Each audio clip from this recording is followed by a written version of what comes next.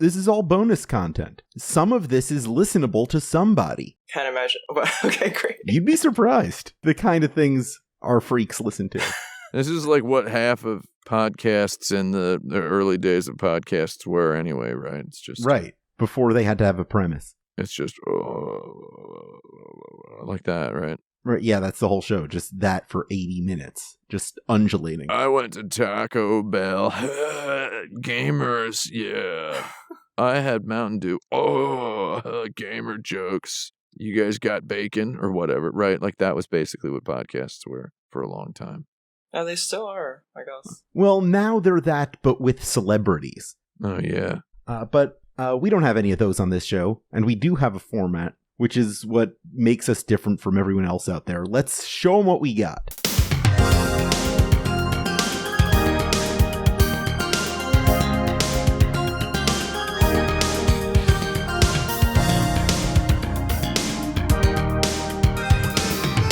It's body time again! This is episode 306 of Insert Credit, a show where I present a panel of video game experts with 6 to 10 topics and a horrible buzzer. I'm Alex Jaffe, and here's a simple cooking tip. Next time you make a grilled cheese sandwich, put a little horseradish in there. Alright, my name is Frank Cifaldi, and here's a cooking tip. If you're a meat eater, you'll relate to this, but you don't have to be a meat eater to follow this. Cook your greens like you cook a steak. Ooh, that's good. Yeah. I'm Tim Rogers, and I have just kind of ethical opposition to giving people cooking tips because it basically turns into diet advice because I only cook one thing, and I cook it several times a day. It would quickly become kind of sheathed in too many layers of I am not a doctor if I started giving cooking tips, so I must abstain. Thank you. All right. Tim's cooking tip is don't ask him for cooking tips. Yeah. Joining us this week, in lieu of Brandon Sheffield, who is out on assignment, is real-life professional video game journalist Shannon Liao. Yeah, hey everyone. I'm not famous at all. I'm here to talk about games and cooking tip. I just take everything in my refrigerator and mix it up together. And maybe there's a bug in your house and it tries to jump in and you're like, yeah, not today. Well, is the bug part of the meal? Is that the suggestion? It wants to be. Okay. Yeah. But it's up to you. That's the surprise. I'm gonna add a tip that if you're gonna eat whatever that is, have some hot sauce around because you never know. Oh yeah, you never know what that abomination's gonna be. I've done that many times, and the hot sauce has saved me. Definitely. Yeah, the hot sauce is your cupboard emptying meals, one-way ticket, bus ticket to Flavortown. The right hot sauce absolves many sins. Yeah, is this a hot sauce podcast now? How many hot sauces can we mention? What's your go-to, Frank Cifaldi? What's your number one sauce, Jerry? Man, it changes all the time. Right now it's Cholula, not because it's my favorite, but because the bottles at Costco are real big. Oh, big old bottle. Yeah. They got that wooden, you ever get a splinter unscrewing that bad boy? I have, yeah. And I've also had the wooden orb separate from the plastic actual bottle top inside as well. Oh, yeah. You ever get the you ever unscrew one and the protective plastic just stays on? Oh yeah, Have you ever kept the protective plastic on there for the duration of the bottle? Yeah, it's there right now. Yeah. the most ineffective security theater. All right, Shannon, what's your favorite hot sauce? Go-to hot sauce. What do you got? Yeah, it's Flyby Gin, but I have Cholula. I haven't touched it for 2 years. It's sitting there in my fridge. But Flyby Gin, I think I brought it to some punk festivals and put it on their hot dogs, and that worked. Alex Jaffe, what's your go-to hot sauce, Carl? I have an ethical problem with recommending hot sauce on this podcast.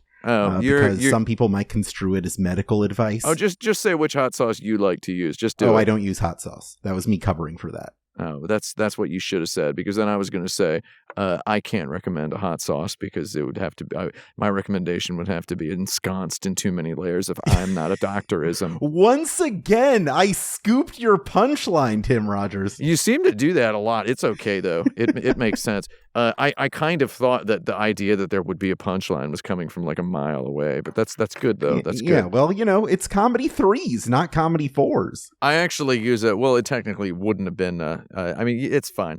Okay.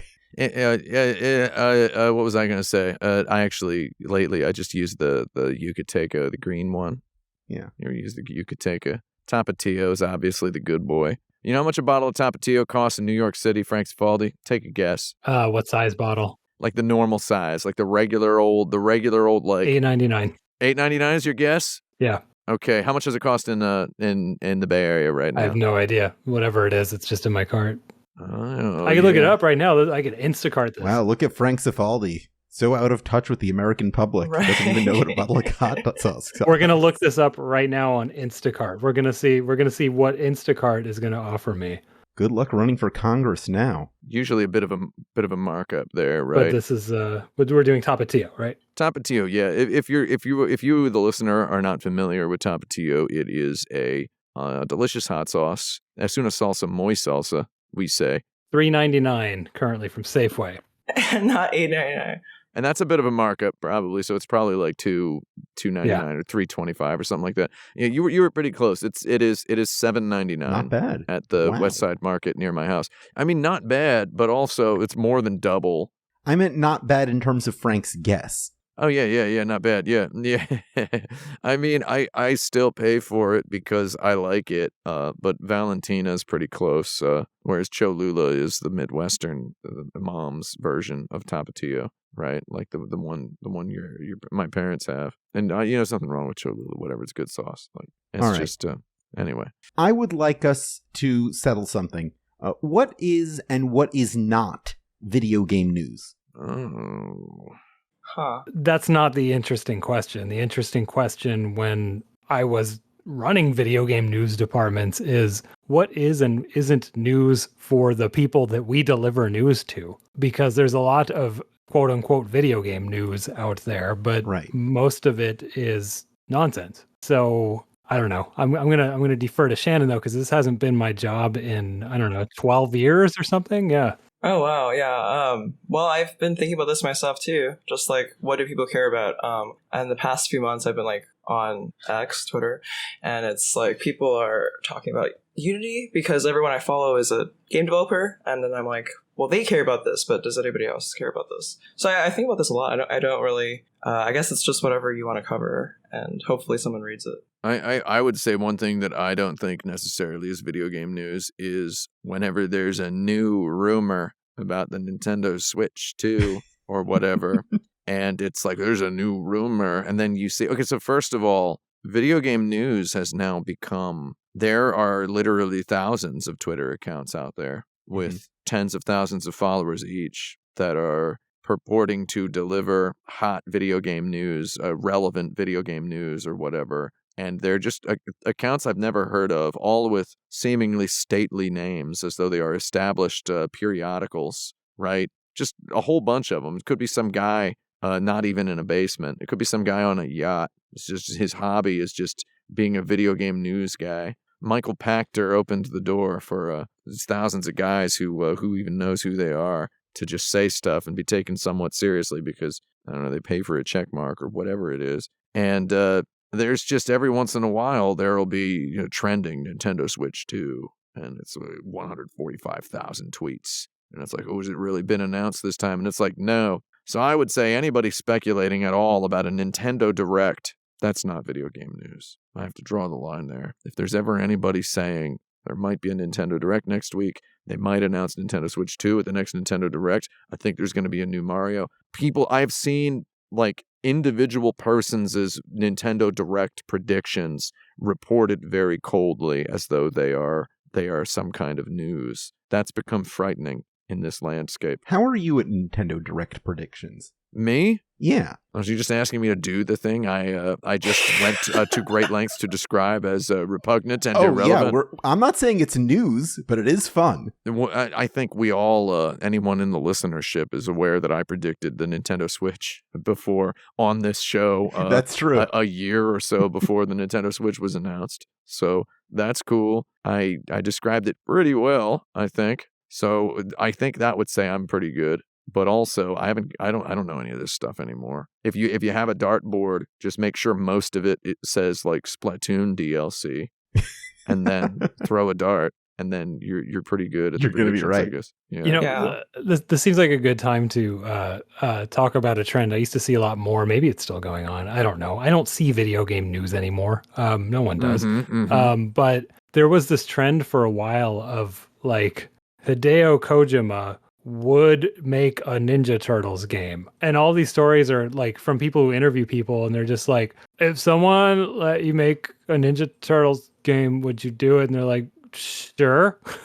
Why not? Yeah. And people made headlines out of this all the time, and like they got spread like crazy because people would take that and append their own hopes and dreams to it. Yeah. You know, and like that's like the best way to interact on the internet is to give people the ammo to put their own thing on, to give them a hot dog to put their own mustard on, if you know what I Their mean, own hot right? sauce. And yeah, their own Tapatio dogs. Yeah, or actually no, what was the hot dog sauce? The punk rock hot dog sauce? Oh, it's Flyby Gin. It's not punk rock, but it's a Sichuan crisp sauce. It's a sauce It's the crisp everyone stuff, yeah. loves to use now. Yeah, but yeah, I yeah, brought it to the punk. Well, people want to put that on their news stories, right? They want to, yeah. Oh yeah, I mean, I think you're totally right. It's a variation of my favorite news story, actor interested in work. Right, yeah. I Yeah. put my Xi'an famous foods chili crisps on my vegetarian hot dogs, but that's not a cooking tip. Kind of is. Well, if you take it as one, then on your own head be it. Don't take it as a cooking tip. If I get sick, I'm coming after you. Basically, what you're talking about, Frank, is basically the genesis of the think piece generation, I guess, where we had this the emergence of think pieces. And then think pieces as an idea, cute concept, immediately became subsumed with blog posts of the variety of Hideo Kojima just said he would make a Teenage Mutant Ninja Turtles game if given the opportunity. Here's 12 things I would love to see. Oh, yeah. And then it's like item number 1 is like Solid Snake making an appearance. This one is highly likely given Solid Snake's appearance in Smash Bros. And then number 2 is just like Psycho Mantis reading your memory card. I love this part of Metal Gear Solid. It's like something everybody knows. And then you get 3 paragraphs in and it's just something really, really deranged that only that person cares about. And then 4 items in, something that makes everyone in the comments mad and retweet the blog post. And then you end up with this just churn, and then you have meta news stacked onto meta news. Yeah. What I want in news is I want someone who watches a Nintendo Direct and then reads all of the press releases and tells me which games are 60 FPS or whatever. Yeah. That's a nice thing. That That's would be news. real video game news. Yeah. Like none of them, probably. Yeah, well, you never know. Well, if one of them had it, it would be news. Metroid Dread was 60 FPS. Man, yeah, no, I see what you're saying. Like, I would write like an interview with Neopets, right? And then somebody would take a sentence out of that story and say like, okay, there might be a Nintendo Switch Neopets game, and that's like going viral now. And the manager's like, why didn't you write that? Why did you write such a long thing that buried the news at the bottom? So yeah, that's, wait, did that happen? Yeah, that's a true story. No, I mean, did the Neopets game come out for the Nintendo Switch? That's a joke. I'm just kidding. Oh no. They said no. They're still working on it. Throw something in. Sorry. Oh, I'm not going to read anything out of this, but the opinion piece of 12 things we hope to see in Hideo Kojima's Teenage Mutant Ninja Turtles game, I thought was perfect chat GPT fodder, and it is. Oh, here we go. Oh. I'm not reading any of it, but you're not going to read it, okay? Everyone else can do it. Yeah, just do it on your own. All right. You know what? I respect that. Let's not give any content to Chat GPT on this show. You know, in fact, write your own, you know? Yeah. The Chat GPT of your mind. Write your own list and put it on forums.insertcredit.com. Write a fake listicle about what Hideo Kojima's Ninja Turtles would be like, and don't consult any chat engines. We'll know. Yeah. Question 2. When was the last time a screenshot of a video game was enough to drive interest in it? Oh, shoot. I mean, Nintendo somehow magically, just coming back to Nintendo somehow magically like keeps doing this with their Nintendo Directs, where someone will have screenshotted, completely out of context, Elephant Mario riding on Yoshi or whatever, and people will retweet that and repost that. So in other words, I saw a lot of that Elephant Mario riding on Yoshi thing. It was very comical to look at. So I think whenever screenshot drives video game interest in a video game, I feel like Nintendo's they're probably right there, right? Yeah. There's like accounts with like, hundreds of thousands of followers where they just post screenshots from the Nintendo Direct and they're like, oh, look at this now. And like Tears of the Kingdom, I think, was a huge one where they're like, oh, look at the sky and the trees. This is going to be an amazing game. You see, because they couldn't post animated GIFs or GIFs, because then the frame rate just wouldn't be very impressive. So I mean, guess that's why this question's so hard to answer. I feel like, because I say am, but I just I haven't like abandoned Twitter as a political statement or anything. It's just like I just don't go there anymore. It's just kind of done, right? But the last time I was kind of on there regularly, I would be intrigued by like 5-second clips of games. Like I don't remember the last time people posted screenshots, like just still shots, right? And we're like, wow, look at this. Independent video game developers have long celebrated Screenshot Saturday, right? Where they post screenshots of their games in progress. And those screenshots are almost always the short video clips or animated. Yeah. And also, I do have a follow-up question. Frank, you just stated that you don't go to Twitter anymore, not as a political statement, just because you just don't hang out there. And I understand that. But I just want to let you know that if you ever need any coupon codes for Cheech and Chong's weed gummies, just hit me up. Okay, cool. Thank you. They're perfectly legal. They're smooth. They're mellow. They're cowabunga, dude. I saw an ad today that was like, the wording was like, of course Cheech and Chong are still selling their gummies through September. Pull up, September gang, or whatever. And I was like, man, they're updating the copy on that. That rules. September gang. September gang. Yeah. That reminds me. Today on the streets of New York, I saw my very first in real life sighting of a "Never Underestimate a Man Born in February" T-shirt. Oh, that rules. Yeah, somebody bought that.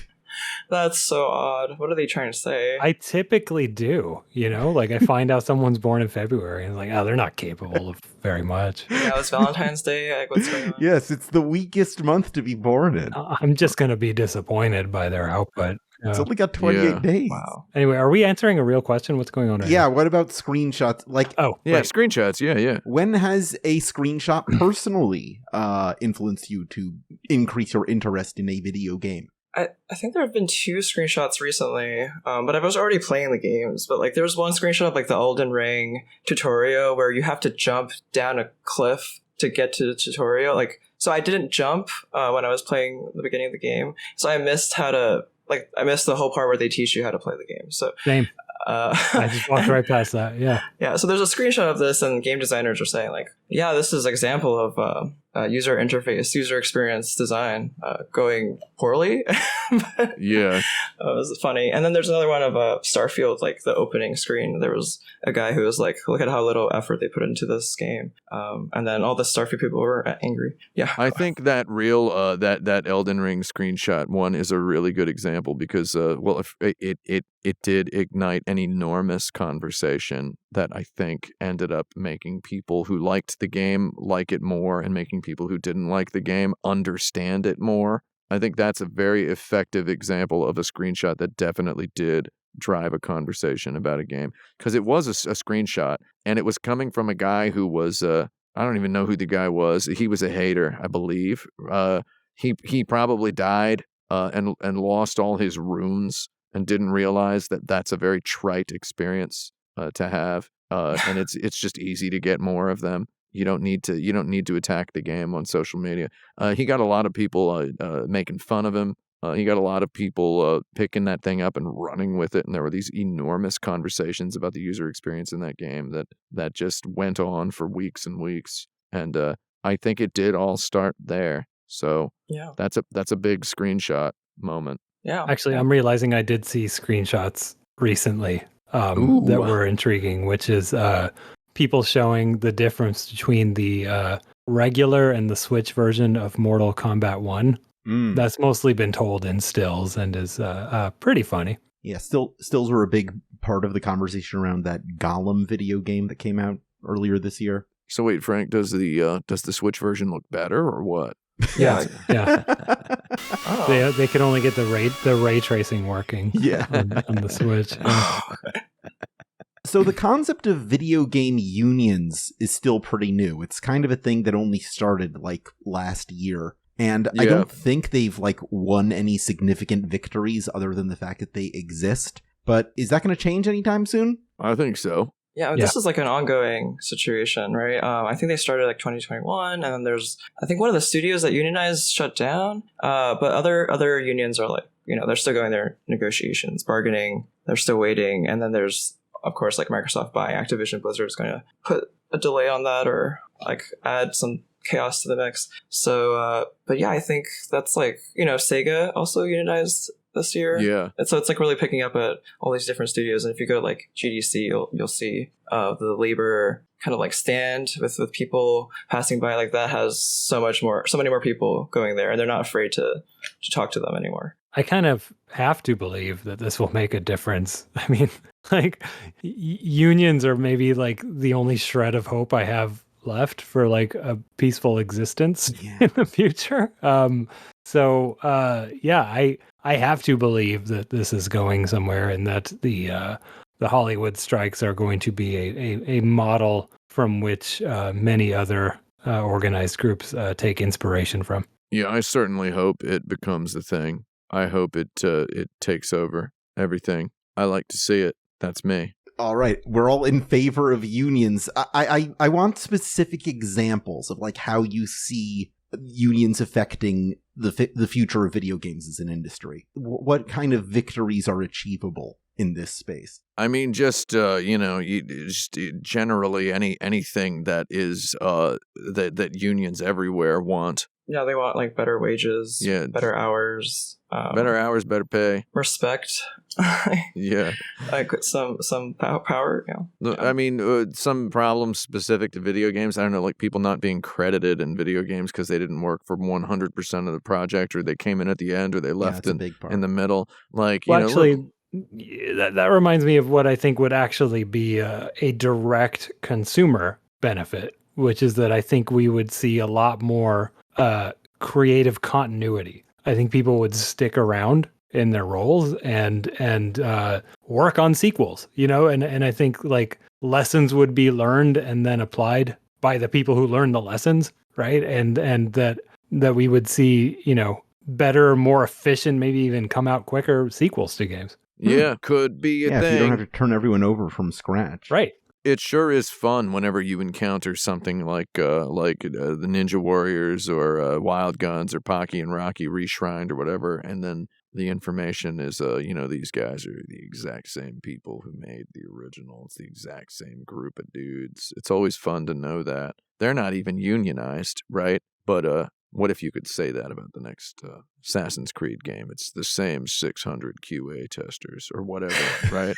Like, wouldn't that be kind of team? It would be kind of interesting, wouldn't it? It would be, yeah. It'd be neat to be able to say stuff like that. Not, these people got churned and burned and turned over. Right. As the project, not even as the project finished. It's like as the project approached its end, 14% of these guys were let go every day until, they completely off-ramped everybody. Knowing that the people making the games are generally having a better time at it would be, that would be pretty good, right? Yeah. Salary transparency, is that a thing too, right? Right. And also like sometimes people are like, oh, like, should I boycott this game because it was made under these hard conditions? Like if they're unionized and they don't have those conditions, you don't have to think about that. You could just buy the game without the guilt. But also it's like games now take longer to make, right? They're taking like 5 years is like the average time that the typical game under development right now is taking to make is 5 years, something like that. Yeah. Even Ubisoft can't pop out a new Assassin's Creed every 11 months, which was quite remarkable that they were able to do that for such a time. A true golden age of video games. But imagine if they'd been unionized. How many numbered Assassin's Creeds? If we numbered all the Assassin's Creeds, first of all, don't do that because it'll take a long time. And second of all, if they'd been unionized all along, how much lower would that number be? How much higher would that number be? We don't know. That's a good question. Yeah, so Ubisoft is a weird one because it's European. So all the European companies are like some of them have unions, but the American Ubisoft is not. This Assassin's Creed is it's Assassin's Creed, right? That's the name of the game. That's made at Ubisoft Montreal. They're not union, are they? I don't know anything. I don't know anything Canadian at all. law is better. I don't know. I don't remember actually, but I know that in Canada, video games are free. You just get them. You just walk into the hospital and they just give them to you. Yeah, it's tax dollars at work. They also pay you to like film things. That's true. They pay you to make stuff all the time. Yeah. I mean, I think they no joke, they do basically pay you to make video games there. Oh yeah, I know. I used to work for. Well, you also used to work for a company that I also used to work for that had a Canadian division and benefited greatly from it. Yeah. 2 rules in filmmaking: you shoot day for night, and you shoot Vancouver for New York. Yeah, you gotta love it. We got our next topic here. What is the Twitch meta right now? The Twitch meta. I don't know what that means. What are Twitch streamers doing to get views? Oh, I just asked a guy who knows to let me know because I'm going to TwitchCon, so I want to know. TwitchCon's cool. Yeah, what goes on at a TwitchCon? Wait, what goes on at TwitchCon? Parties, concerts, all the stars are walking around. Oh, is that what con's short for? Twitch concert? Oh, is that why I'm not? My joke. So I was expecting your answer. You said parties and concerts, and my answer was, "Oh, is that why I'm not invited?" Yeah, you have to take it up with them because they don't want me at a party, and they don't want me to put on a concert. That was the implication there. I went to a Twitch party once. It was during PAX, and it was like Seattle PAX, and it was hosted at Mopop, which is I don't know, maybe one of the most fantastic museums in the country. Mm-hmm. Can we maybe agree on that? Right?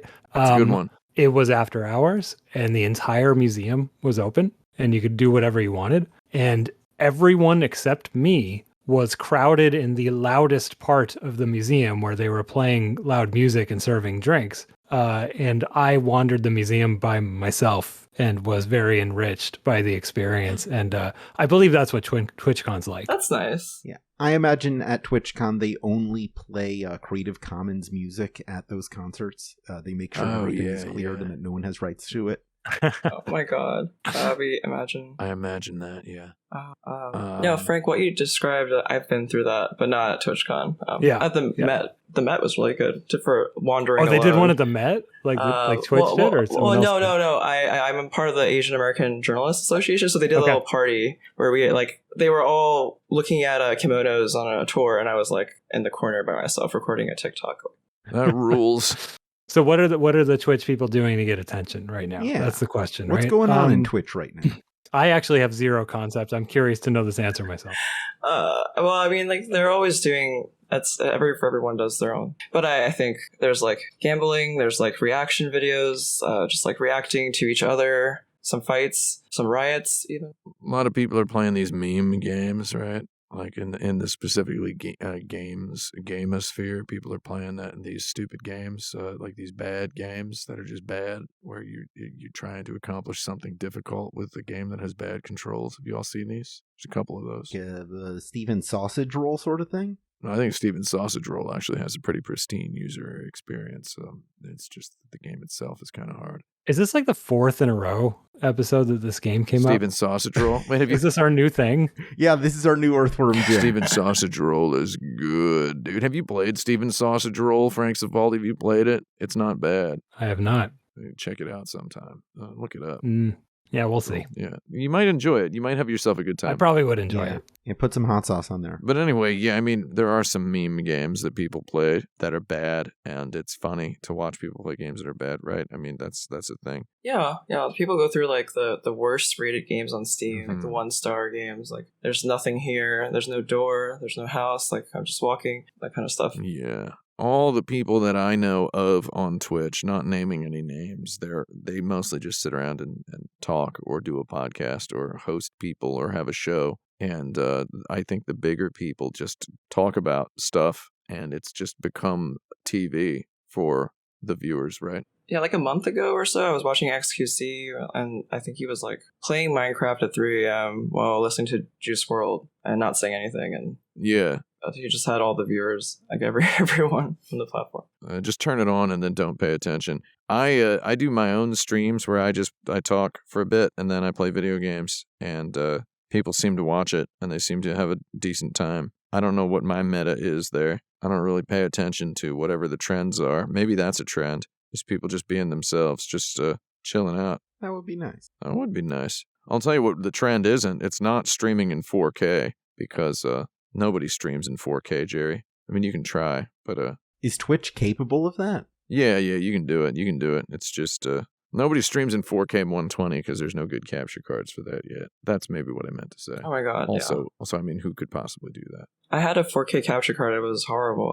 I had to return it. Oh, which one you got? Well, it was Elgato, but I got the yeah. other Elgato instead. I think the lower resolution one works better. The 4K one is like, there's something wrong with the software. Elgato's, that's some Kid Brother stuff. Like, I've got a bunch of Elgato stuff, but it's just like, it's all like Kid Brother's birthday party grade electronics. And it's like, sometimes they're the only solution where it's like, if you want something slightly better, you have to buy like professional video equipment that costs like 8 times or 9 times as much. It's a real headache. So Elgato really, they really got in there. They got in there. Good for them. I got another question for you. In the song Player of Games, Grimes claims to be in love with the greatest gamer. Assuming that you did not know anything else about Grimes, who would you think this song was about? Oh, that's the one that Lana Del Rey dumped. Yeah. From the song Video Games, right? Same guy. Same guy. Oh. Yeah. That guy is so good at video games. He's so, That's he's like my so go-to. good that 2 different artists No, wrote video a song games. about how good he is at video games.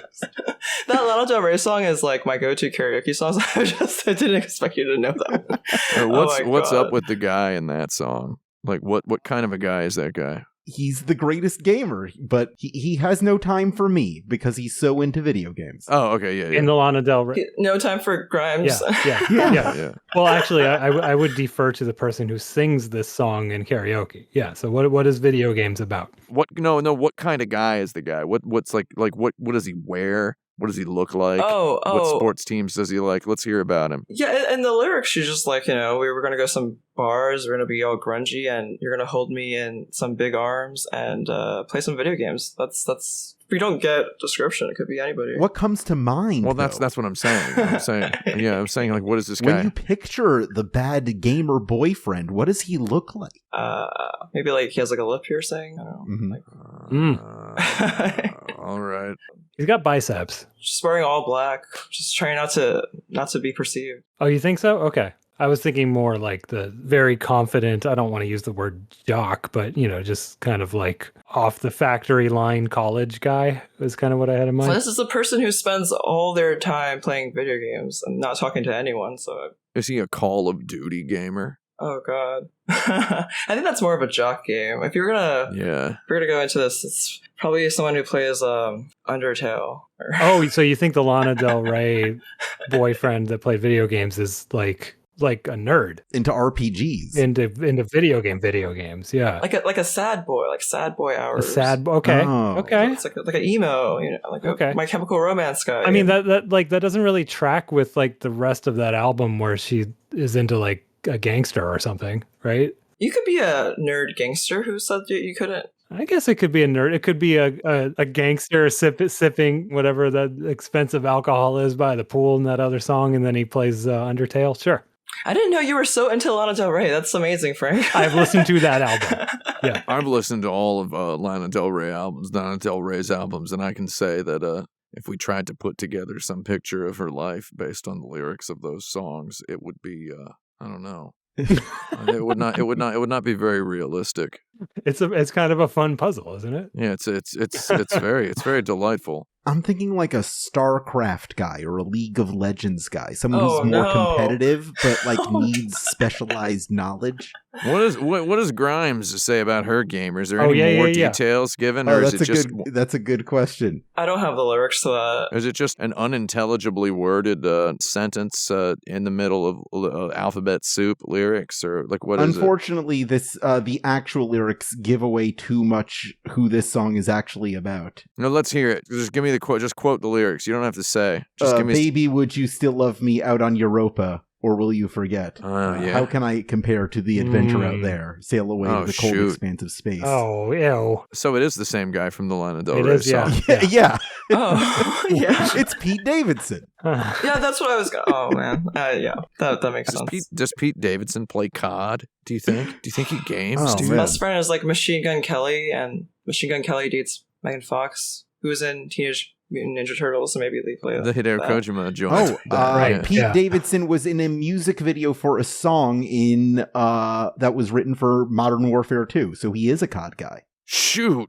He looks God. like a COD guy. Yeah. Yeah, that's why I picture. He looks like he can really crush it in Warzone, bro. I think we solved it. The game is Call of Duty. The gamer is Pete Davidson. Yeah, and the gamer is Pete Davidson. Yeah. Yeah. It's got to be it. Yeah. He's the only person that both Lana Del Rey and Grimes could possibly be writing a song about. Yeah, no, he's from Staten Island, and Lana Del Rey sang a song about Coney Island, so I think you've got Same true. thing, basically. That's true. Coney Yeah. Island, Staten Island, all the islands. any New York island. Yeah. Can't be a coincidence. No. I've always wanted to go to Staten Island, but I just don't have a reason. Why would you want to go there? Because it's the only borough of New York I've never been to or hung out in. It's the only borough that's too hot for the Grand Theft Auto games. And there's a ferry. Yeah, take the ferry and go. I've gone there for some reporting. And They've got a really nice Alamo Draft House there, too.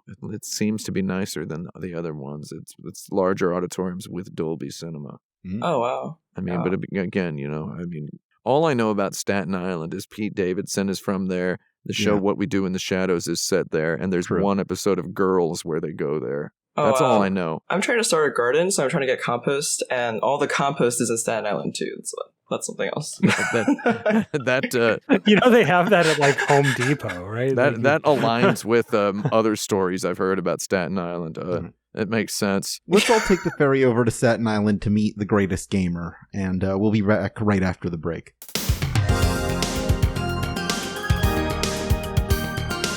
The following ad supports the Insert Credit podcast, but is not necessarily endorsed by its individual members.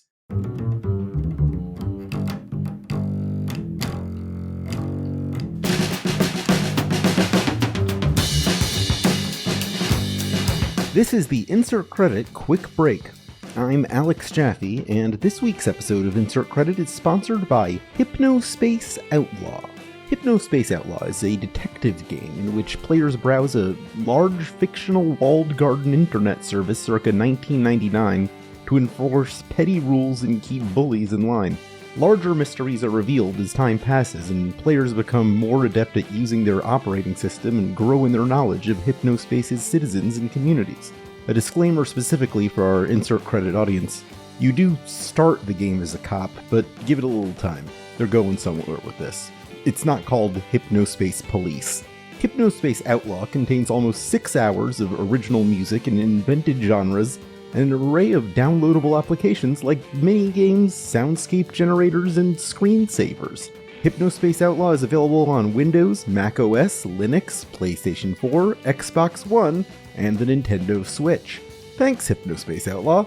And if you listening would like to sponsor an episode of Insert Credit, you'll find doing so an exciting adventure of affordable cost. Just send an inquiry email to show@insertcredit.com and someone, usually me, will be in touch with you shortly. And now, back to the show.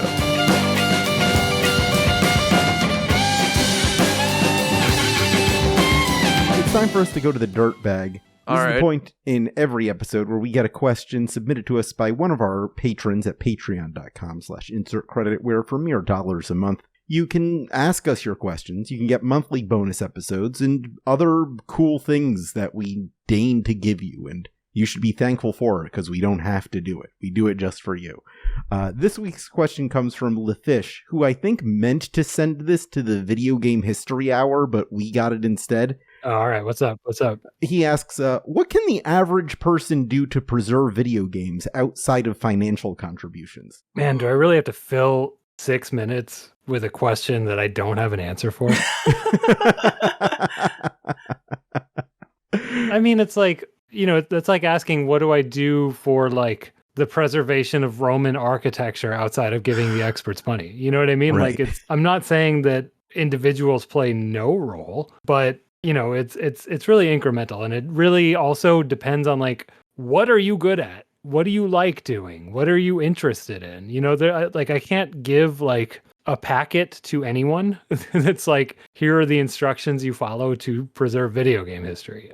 So one of the most common things I suggest is like, okay, you're interested in preserving video game history. Great. You don't know where to start. Okay, start local. Where do you live? Right? Like, are there people around you who used to work in games? Do you have an uncle who was at Atari in the 80s, right? Like, or did one of your friends, just kind of that would be the lame version of the uncle. That would be the wrong uncle to have. Yeah, that's a really lame uncle at Nintendo. It's like, version. Why couldn't my uncle work at the other one of those places? It was uncle at Atari, but during like the Lynx days or something. My uncle worked on a Donkey Kong. My uncle says they're making a Dracula adventure game for the Lynx or whatever. Your uncle is out of a job because they went bankrupt. I mean, just very unfortunate. Yeah, my uncle worked at the landfill. So there's not really an issue with preserving playable video games from the old days. Like that's the pirates took care of that. Like that's fine. We're done. There might be individual efforts to like preserve playable versions of games that require online services or something like that. But that's like, find a project to be involved in if that's your thing. But then other than that, it really is like, what are the tangible pieces of video game history that might actually disappear from the world if they are not located and preserved? And that's what we mostly do. And the amount of that is out there is both finite and infinite, right? Like it's there's not that much to find, but also we're never going to find it all. So yeah, start local. I worked with someone who's like, I think it was another uncle actually. My uncle was a buyer at a video store, like a videotape store. Oh, that owns. And he has these VHS tapes that like Koei and Konami sent him to tell him about their new products this year. Oh, that's good. You just never like know unless you're asking around about stuff like that, I guess. If you have a network, just start asking around. You know anyone who worked in video games? You know anyone who did that kind of thing? And you might find something weird. And the weird stuff is what the historians are all looking for these days, not the obvious stuff. Right. Yeah, my suggestion is just like hoard everything, keep everything, just have a huge collection in your house. Get a storage unit. Yeah. Just buy every Xbox video game, put them on a shelf in alphabetical order. History preserved. Oh, you know what? Actually, I would recommend. This is like what I would actually recommend if you're looking to preserve video game history. Buy SNES RPGs, dude. Nice. What will happen to Chrono Trigger if you don't own an authentic copy? You never know. What if everyone else loses theirs? That's my joke about how people think people must approach you all the time, Frank, confusing video game collecting for the preservation of video game history. Right? It's a form of preservation. Let's not it's a form completely dismiss it, right? But yes, sure. Absolutely, they kind of think that's what we do, and the Video Game History Foundation literally does not collect video games. Like, we just don't bother as everyone else does. So I'm not saying there's anything wrong with it, but that's not our thing. We're all about context. So I don't know. Start local. If you're like a journalist or just someone who maybe is good at conversations, start getting some oral history down, right? Like a really simple path. If you like find someone who worked in games that maybe has a story to tell, call them on the phone, record it, transcribe it, put the whole thing on the Internet Archive, move on to the next one. You are preserving video game history. Become a games journalist, Yeah. It's a hell of a career, right, everyone? Yeah. So what can you do is detective work. Did you know the Internet Archive actually pays $1 million per upload of a video game developer interview that you upload? $1 million. That's actually how video game journalists make their living. They upload to Internet Archive. They sideload onto the Internet Archive. How many Ferraris you got in your garage, Shannon? How many you got? Like 10. I lost count. Well, which garage? So many Ferraris, dude. I got to tell you guys, I probably shouldn't advertise this, but I happen to have a copy of The Legend of Zelda for the NES. Ooh, and hot one. the cartridge. The gold one? Is it gold. gold? Is that the joke? Yeah, that's good. So you know it's got to be worth something. That's like the first version. Ooh. Yeah. You shouldn't advertise it because they'll come and get it from you. They'll come for me, I know. Yeah, you're going to get killed, bro. I should probably go on to the next question. So something we do on this show a lot is I ask who or what is the something of video games. Like, what is the Day the Clown Cried of video games? Who's the David Lynch of video games? This week, I'd like to ask... Are you going to ask who's the David Crowncried of video games? Yeah. My question this week is, who's the David Crowncried of video games? Who's the David Crowncried of video games? Okay. I don't know. Why don't you ask the real question instead? No, this week I wanted to ask Shannon, who's the Christopher Nolan of video games? Oh, good question. Oh, I'm assuming this is a reference to my article where I called Todd Howard the Christopher Nolan of video games. Yeah, I'd like you to defend that. Oh, I gotta defend that. Okay, great. Wow. I mean, he made a game about outer space. Christopher Nolan made a movie about outer space. Mm-hmm. Oh, yeah. Wow. There you have it. That's pretty close. I think that's literally what went through people's minds when we were working on that story together. But yeah, I think there's something about just like if you play Starfield, the family narrative, Todd Howard being close to his children, possibly, I don't know, because he didn't talk about them, and then Interstellar being this like very touching story between the dad and the daughter. Yeah, and he did make those 3 Batman Arkham games. Mm-hmm. Oh. Mm-hmm.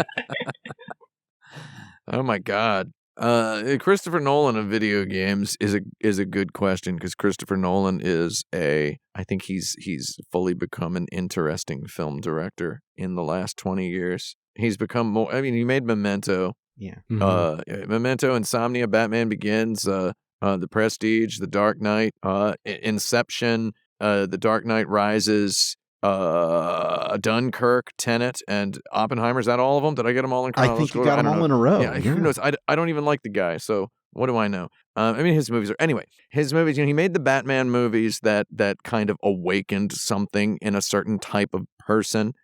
I feel like Batman Begins, and particularly The Dark Knight, gave unto a specific type of person the yet non-existent within history impulse of, maybe people would like to listen to us talk about this, right? Like 2 guys talking about the Joker, being like, what if we could record this and other people could listen to us talking about it, right? The birth of podcasts is what I'm trying to say.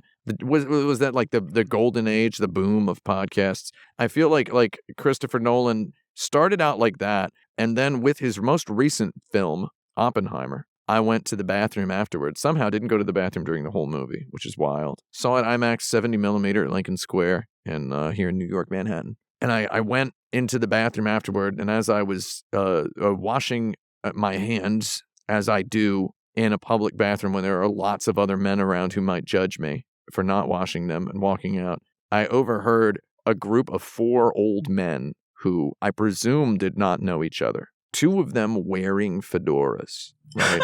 Oh, no. Neither of them. And guess what?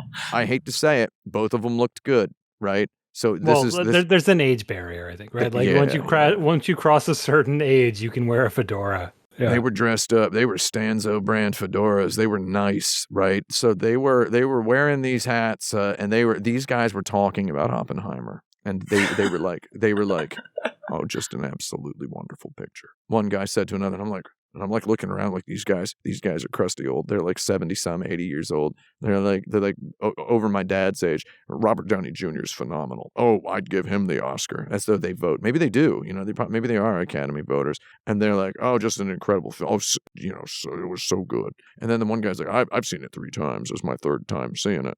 I'm trying to get my son to come see it with me. And I'm like, wow. So Christopher Nolan made a movie for those guys after making a movie for, maybe people would pay to hear us talk about the Joker, right? Movies, right? The movies that awakened the cinephile in a group of would-be podcasters that then exploded onto the world. So who's a video game developer that has had that arc? I think there are a lot of video game developers around the time of early Christopher Nolan. Where I say early Christopher Nolan is like Batman Begins era. I know he had some stuff before that.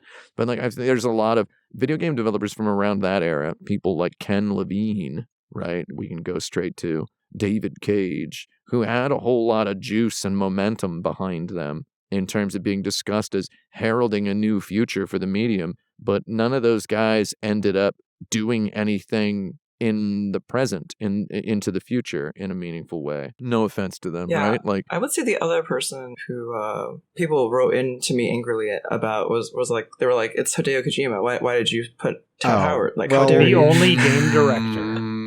That's the only other director they can name. Yeah. Oh my God. Well, first of all, Hideo Kojima is just the Hideo Kojima of video games. Right. I don't even mean that as a joke or anything.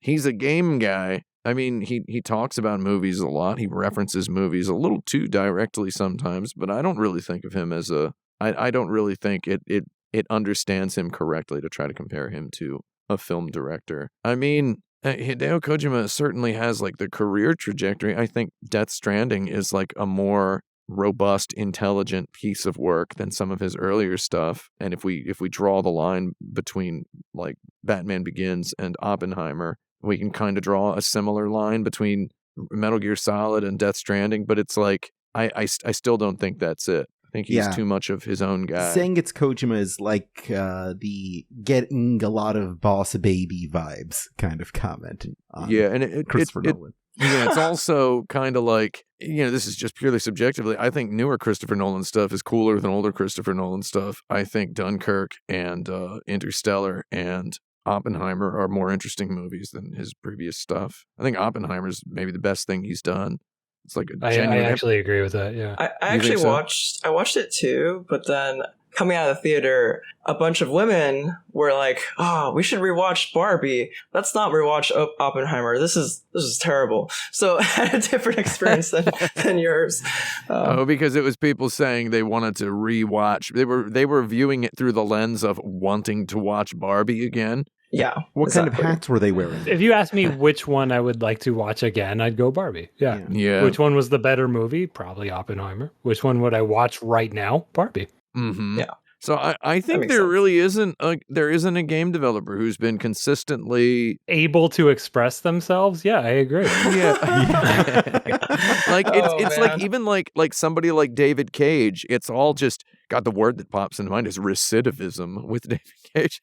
It's like he's returning to criminal activity after like the rehabilitation period is the when a David Cage game has come out and suffered its round critical mangling, and then it falls into radio silence, and then the recidivism is he's back at it. There's another David Cage game coming out.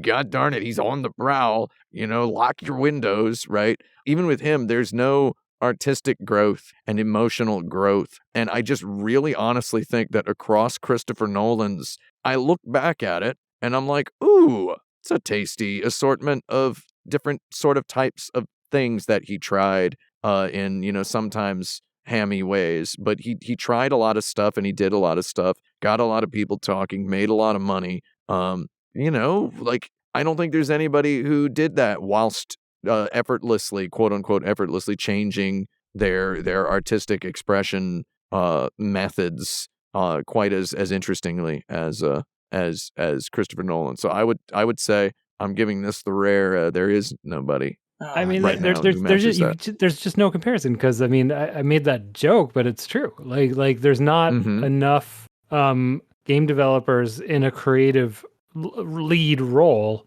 who have been given or have given themselves maybe the opportunity to just consistently, innovate and try new things and like change their tone and the things that they're interested in as they age and stuff like that. Like to me, Oppenheimer is a movie that Nolan couldn't have made when he was young. Like it is certainly, yeah. It is a like man of his age asking the kinds of questions he's now interested in, and I don't know that, well, I mean, David Cage is just never going to ask interesting questions, but I don't know that any interesting to the police. Yeah.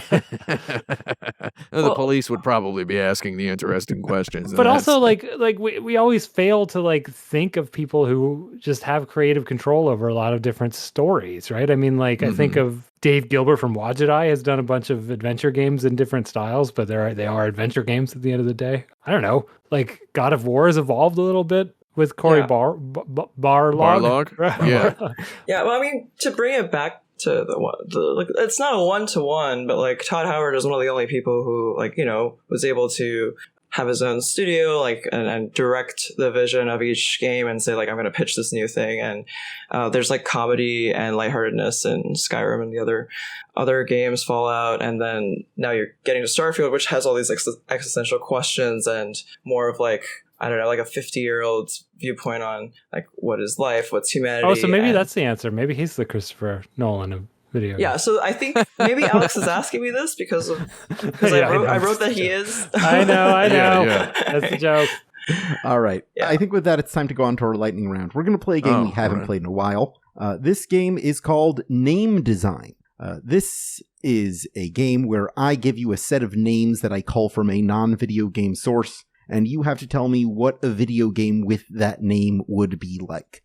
This week, it's all city pop albums. I browsed a bunch of listicles for like the top 10 or top 20 city pop albums ever made. So these are like very mainstream picks within the genre. Well, they might not always be mainstream picks. They might just be like something YouTube, the algorithm elevated into awareness. So I'm sure that's... Let's hear them, though. I think I probably know them all. Let's see what we got. Your first title is Ride on Time.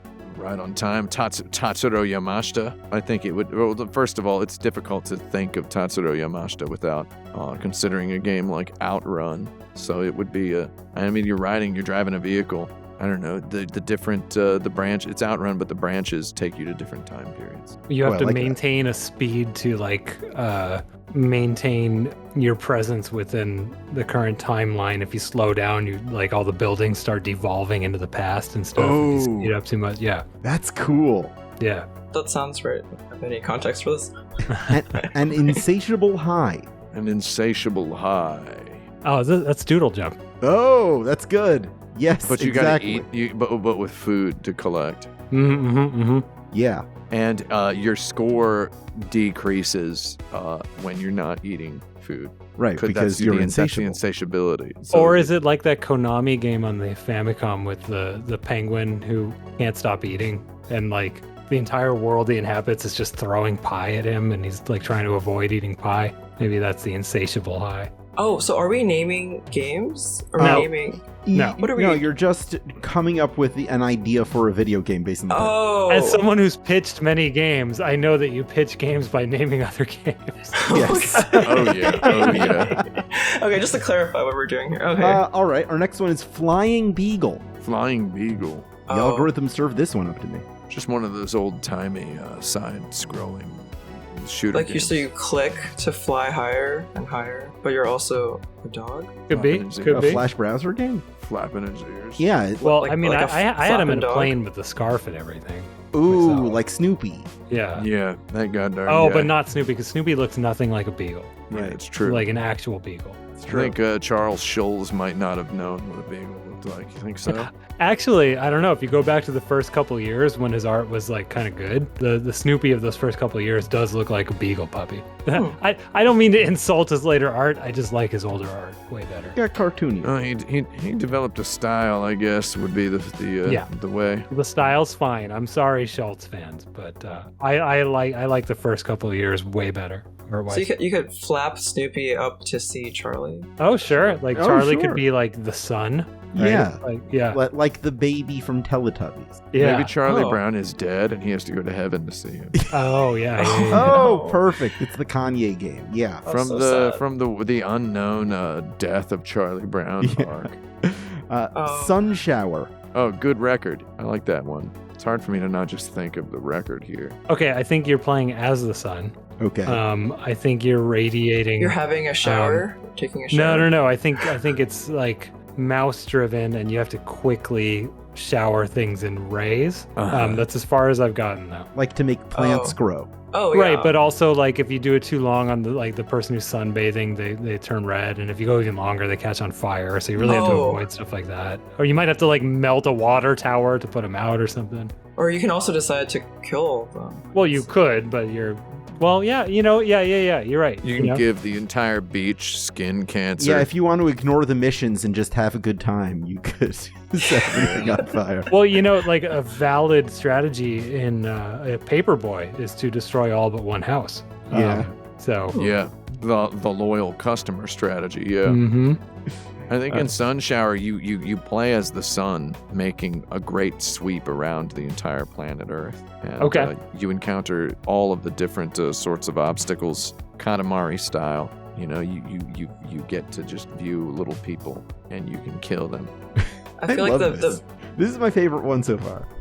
City Slicker. City Slicker. That's a film starring Billy Crystal and Jack Palance. Yeah, I immediately went to City Slickers, but it's just Billy Crystal. It's a platform game. Yeah. So, did you like how I pronounced Jack Palance as Jack Palance there? That was a private joke for me personally. That's how I've always done it. Basically, the game City Slicker is City Slickers is the film with Billy Crystal and someone else in addition who's from the city. The game, they could only get the likeness of Billy Crystal. Mm-hmm. So they're lucky they couldn't just get the other guy. Wow. You get to experience all of Billy Crystal's iconic roles. It's the Super Nintendo game, An American Tail, Five Goes West, but with Billy Crystal. I like that. It's a Hudson Soft jump and shoot a gun game.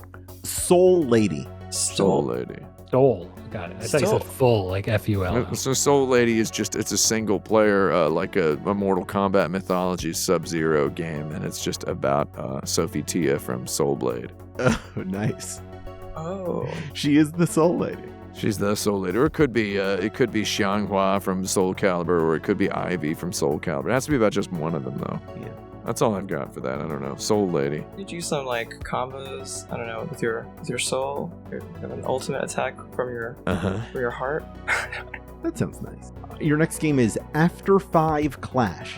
After 5 Clash. It's like a school game? Like what? Like after 5 you're off from school? It's got the word clash in it, so... Well, I think it's more of an after work. I don't think school goes till 5, right? So it's... Oh, okay. After work, Battle Royale time. You just confessed that you did too many extracurricular activities in school. I was out of there the second it hit 3. Yeah. No, I was on the speech and debate team, that's true. Okay. I didn't even go to the crosswalk. I just crossed traffic to get across the street from the school.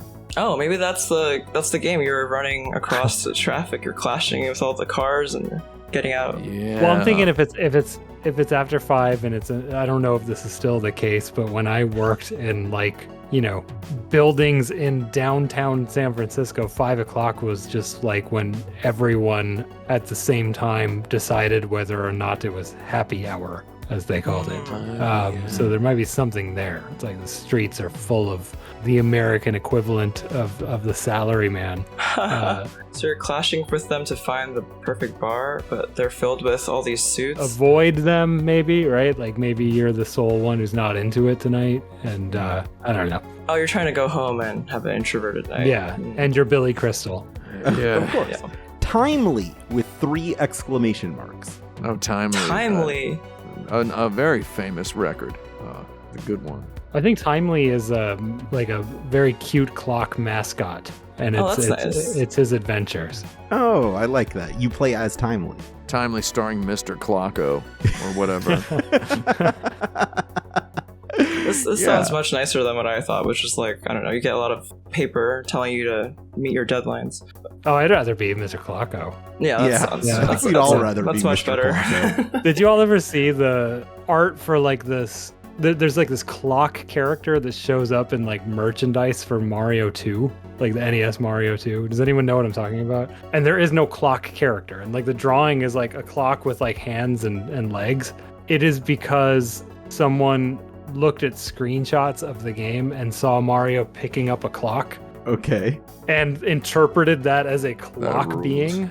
and that became like a character that was in like the I merchandising see and the him, comics yes. and stuff. Oh, Yeah, that's great. Oh, this is my new favorite Mario guy. Is that Mr. Clocko? That's Mr. That's Clocko. Mr. Clocko, yeah. I'm gonna Google Mr. Clocko. Let's see what Okay. comes up. Uh-oh. I was just thinking Oh, like the clock guy from Loki. I mean, the clock woman, Miss Minutes. Oh yeah, It's like that. a clippy of clocks. Exactly, Clippy the of Clippy of Clocks. Oh, That's you our gotta love episode it. title.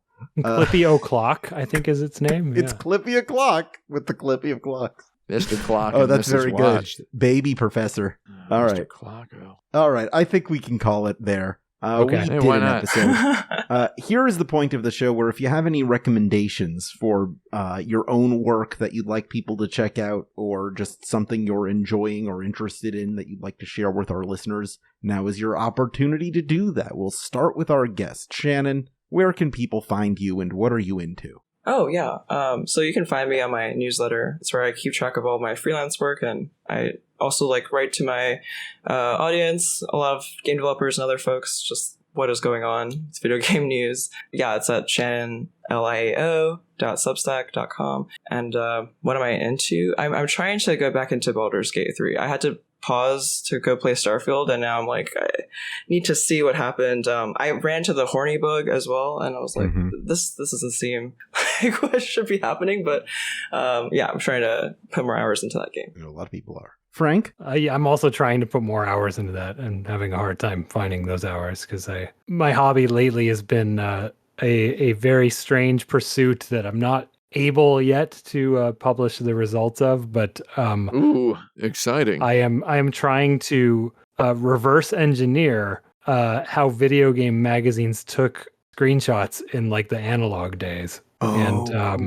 the equipment I need is just not around anymore. But I'm getting closer. I can take screenshots exactly as Nintendo Power did, starting about issue 17. I can't go earlier than that yet. But, Yet. Yeah, I don't know. That's not a recommendation. Don't do what I do. Don't Nice. compete with me for the exact thing that I need on eBay right now. I don't that know has if not been people listed have yet. outdated camera technology that they'd like Okay. to donate. If there's anyone in your family who was If you've got an uncle. in medical imaging, and might have a video printer around, the model, actually the model I'm looking for, I need a Kodak, no, a Polaroid freeze frame is the thing that I need right now. If anyone can find me a Polaroid freeze frame, by God, please give me that. I need that.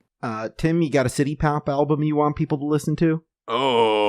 Oh, not one I can think of off the top of my head. I think the best city pop album of all time actually would be Aventure by Taiko Onuki, released in 1980. One of my favorite albums that I've ever listened to. Taiko Onuki is famous among the younger set for having one of the songs most vaulted into the stratosphere by YouTube algorithms and such. It is a song called 4 a.m. It's from an album of hers that's pretty good. It's a song that's all right. It's a great song. It's a great album.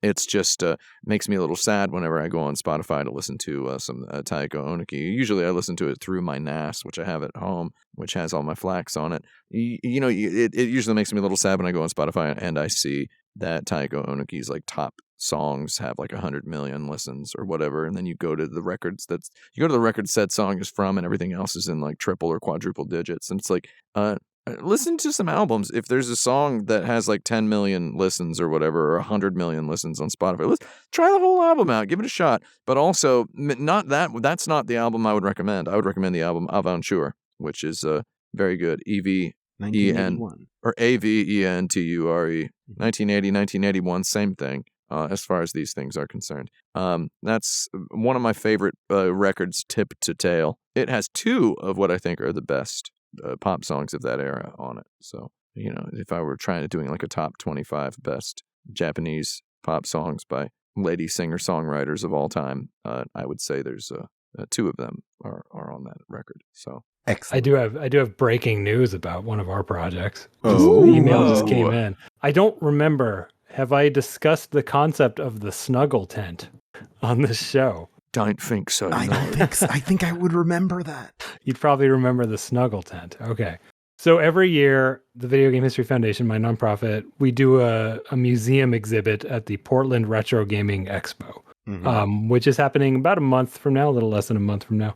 This year, we were asked, and I was not thrilled about this request, but I'm doing it, to build an exhibit about the Atari Jaguar. Yes. Yeah, I remember this. And one of my ideas to fill the space was to work with a cat rescue and promote the idea of tiny jaguars.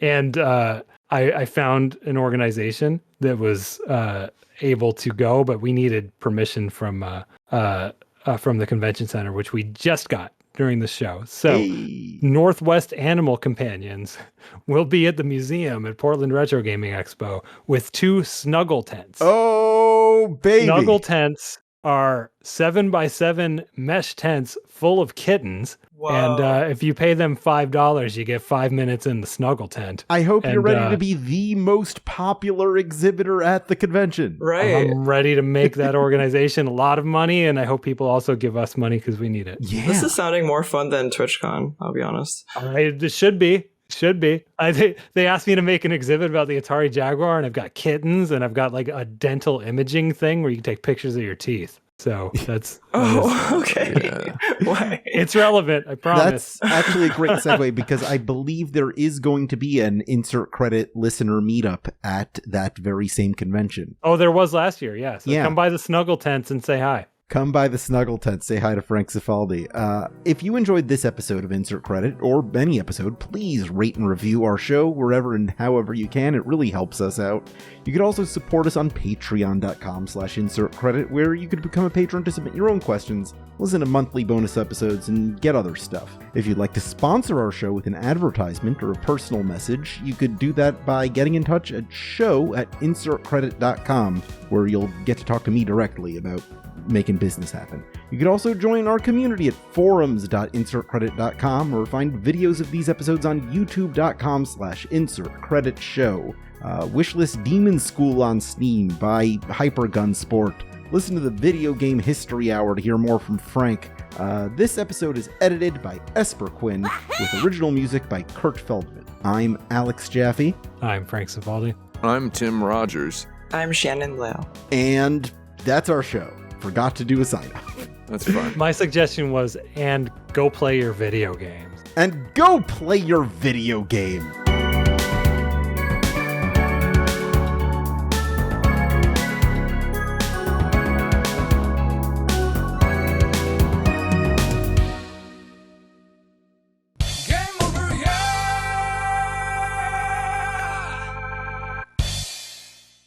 Yeah, that's good. That's good. Oh, video games, eh?